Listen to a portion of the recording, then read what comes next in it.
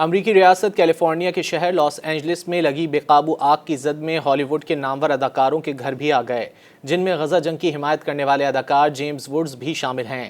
امریکی T V کو interview میں ہالی ووڈ اداکار جیمز ووڈ آبدیدہ ہو گئے اور بتایا کہ ان کا گھر جلنے کا واقعہ اپنے کسی قریبی کو کھو دینے جیسا ہے۔ ایک دن آپ اپنے گھر کے سوئمنگ پول میں تیر رہے ہوتے ہیں، لیکن اگلے دن سب کچھ ختم ہو جاتا ہے۔ انہوں نے بتایا کہ ان کے ارد گرد بہت زیادہ افراتفری تھی اور سب کچھ آگ کی لپیٹ میں تھا۔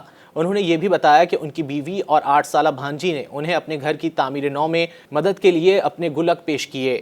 جیمز ووڈ غزہ مخالف مہم پوسٹ کی وجہ سے مشہور ہیں۔ انہوں نے جنگ بندی کی مخالفت کرتے ہوئے کہا تھا کہ سمجھوتا ہونا چاہیے، نہ ہی معافی دینا چاہیے۔ انہوں نے سب کو مار دو کا ہیش ٹیگ بھی استعمال کیا تھا۔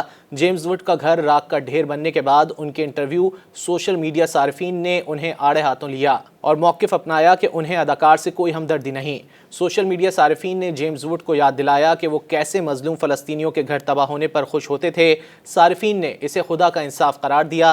ایک سوشل میڈیا صارف نے جیمز ووڈ کا ہی ایک پرانا ٹویٹ ری ٹویٹ کیا، جس میں انہوں نے کہا کہ مکافات عمل کے بارے میں آپ کا کیا خیال ہے؟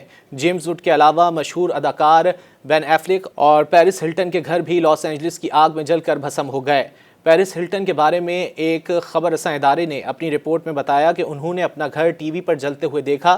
ہالی ووڈ اداکاروں اینتھونی ہاپکنز، ایڈم بروڈی، بلی کرسٹل، پریٹ مونٹاگ، جان کڈمین، مائلز ٹیلر اور اینا فارسٹ کے اربوں ڈالر مالیت کے قیمتی گھر بھی آتش زدگی کی نذر ہو چکے ہیں۔ مزید نیوز اپ ڈیٹس اور ڈیجیٹل سٹوریز کے لیے سبسکرائب کریں ڈان نیوز پاکستان۔